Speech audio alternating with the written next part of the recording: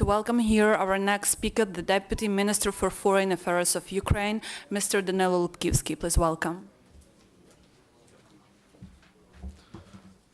Good afternoon, ladies and gentlemen. Glad to see you. I will make a few statements in Ukrainian and English. Ladies and gentlemen, Ukraine made every effort to de-escalate the situation in the east. Russian terrorists used the unilateral ceasefire for regrouping and further aggression. During the 10-day truce, Ukraine continued to lose lives of our military men in more than 108 military attacks, terrorist attacks against Ukrainian peacekeepers, border guards, and Ukrainian soldiers. More than 170 people are still held hostage. Ukraine's strong desire to establish peace does not mean that we can allow the Russian terrorists to continue bloodshed, killings, and violence. President Poroshenko ordered to renew the active phase of the anti-terrorist operation. As we saw at Zakitne and Dozhansky border control checkpoints, Ukrainian armed forces are capable of reestablishing control over the Ukrainian territory. However, unlike Russian Federal Army in two Chechen wars, our military tries to avoid casualties. Our vision is clear: bilateral ceasefire, de-escalation, release of hostages, restoration, and launch of national dialogue. Our stance has gained a unanimous international support. There is only one voice that the world does not and cannot trust. This voice comes from the Kremlin. The world demands real actions from Russia. Yesterday, foreign ministers of Ukraine, Germany, France, and Russia met in Berlin in the framework of efforts to implement the peace plan of President Poroshenko. Ukraine announced three major messages. First, we demand a sustainable and unconditional bilateral ceasefire which would pave the way for further de-escalation in the region. Second, all terrorist groups have to release immediately and unconditionally all hostages. Third, we urge Russia to exercise their full and direct influence over the Russian terrorists to stop the bloodshed and to ensure efficient border control. A commitment to sustainable peace and stability in Ukraine has been made. Foreign ministers agreed that the trilateral contact group would resume no later than July 5th, with the goal of reaching an unconditional and mutually agreed sustainable ceasefire. This ceasefire should be monitored by the OSCE Special Monitoring Mission in Ukraine. Russia took obligation and declared its commitment to grant Ukrainian border guards access to Russian territory in order to participate in the control of border crossings at checkpoints Gukovo and Donetsk, while the mutually agreed ceasefire is in place. Ministers emphasized the need to ensure safety and security of journalists working in the area of violence. In case sustainable ceasefire is achieved, we would welcome the OSCE mission to monitor the ceasefire and disarmament of illegally armed groups and to assess effectiveness of the measures taken to control the border and to stop inflow of the militants and weapons. Ladies and gentlemen, the Kremlin continues its aggression by persecuting ordinary Ukrainians. We strongly demand that Russia immediately releases Oleg Sentsov, Alexei Cherny, Gennady Afanassiev, and Alexander Kolchenko and others who are imprisoned in Moscow under false charges. We demand unconditional release of Lviv University students Yuri Yatsenko and Bogdan Yerechevsky, who are still detained in Kursk. The fact that there is no adequate response to the dozens of our official appeals to the Russian authorities proves that they have been taken hostage by the Kremlin. Freeing hostages is our unchanged demand. I'm glad to know that Anastasia Stanko and Ilya Beskorovayny from Hromadske TV were released last night in Luhansk region. Terrorists will eventually force to free Pavlo Yurov, Denis Hrishchuk, and dozens of other innocent people in the East. Ukraine's foreign ministry calls upon all our international partners and the world community to continue globally to pressure the Russian Federation so that it releases our citizens. And lastly, about the Crimea. Deterioration of human rights in Crimea remains in focus of our attention. Lately, there appear troubling new signs of marginalization of the Crimea Tatars. After banning memorial for Stalin deportation victims in May, occupational authorities forced celebration of the Crimean Tatar National Banner Day to the outskirts of Simferopol. At the same moment, various events dedicated to the Russian history were allowed and celebrated. We face the challenges of xenophobia, anti-Ukrainian and anti-Muslim ideology in the Crimea. The UN Human Rights Council stressed and witnessed deterioration of freedoms and liberties in the Crimea as a result of Russia's action. These practices cannot be acceptable and tolerated by anyone in the world. The perpetrators of the Russian military, political, and ideological aggression should be stopped by our common efforts and clear solidarity. I do thank you. Пані та панове, дозвольте я зроблю...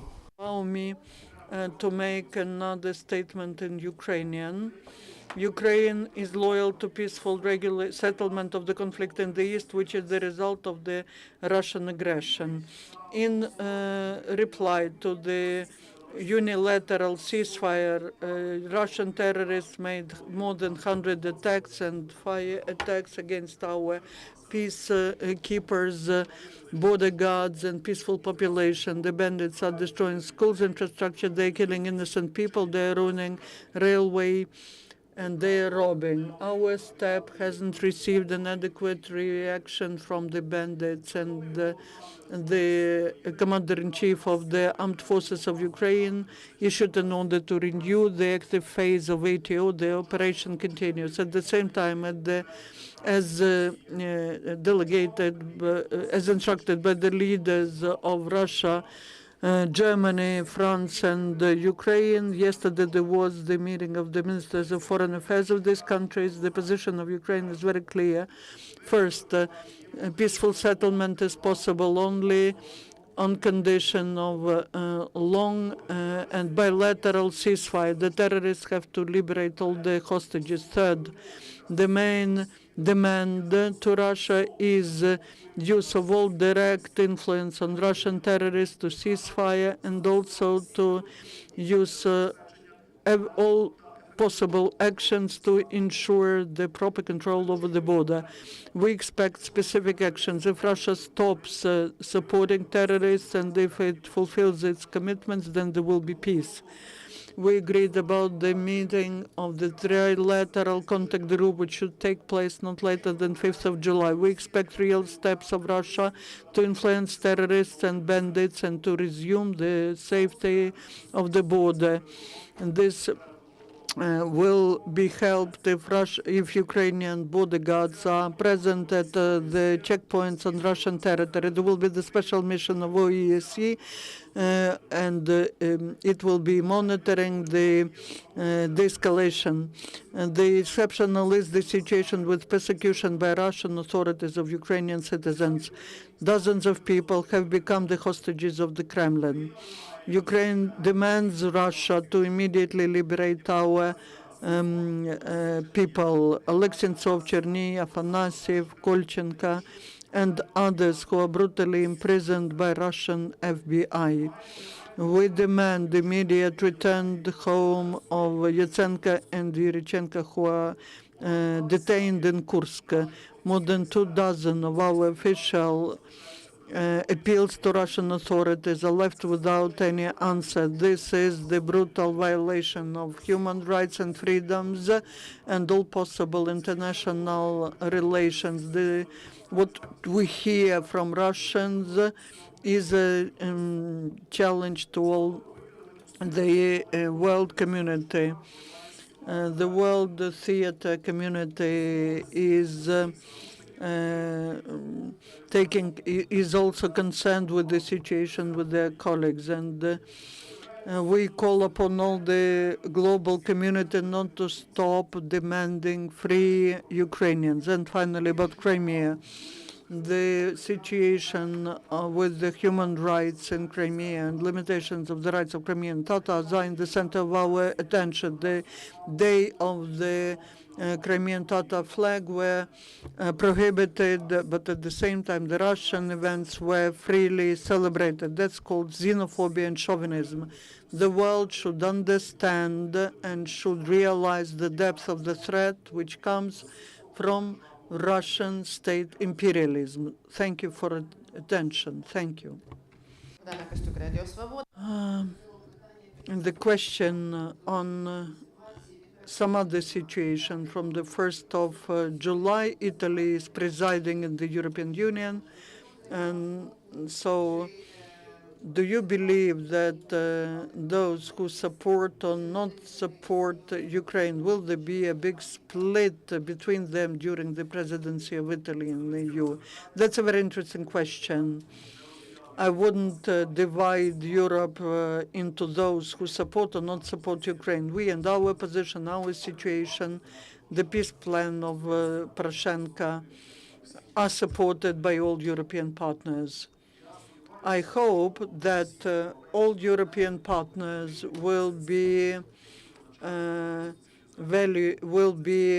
sticking to the values of democracy, of the respect of human rights, the values of solidarity and protection of human rights, and also the value of counteraction to aggressor. We call upon all our European partners to carefully select their strategic partners, to carefully conduct dialogue with those states, with Russia, who's exercising aggression against Ukraine. And another important issue, we warn all the international community so that they do not become hostages of this alternative reality, which is consistently created by the Kremlin.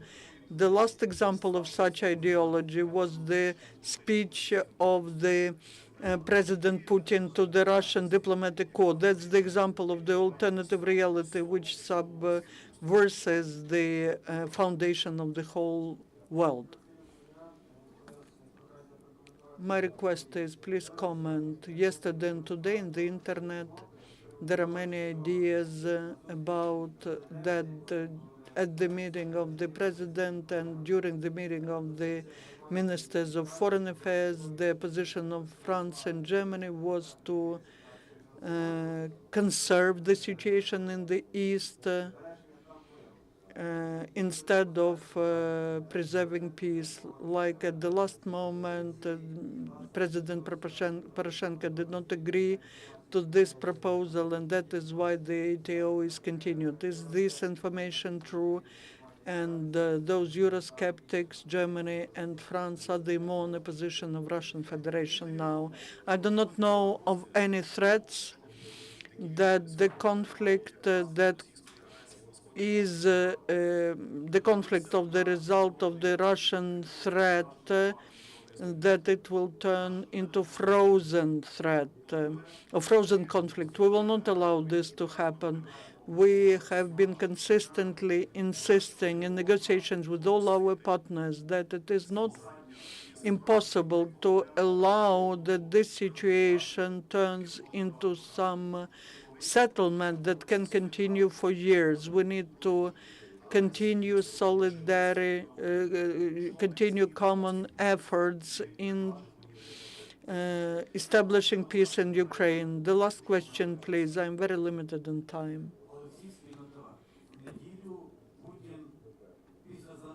on Sunday, after the address of Poroshenko, Putin said that he invites Ukrainian side to control that Russian troops and Russian weapons do not enter the territory of Ukraine. Will the ministry use that? I do not know about such statement of the President Putin. Again, I can tell you, I do not know about such statement of President Putin. I know about yesterday's agreement reached in Berlin that Ukrainian border guards will have access to the checkpoints at Russian territory.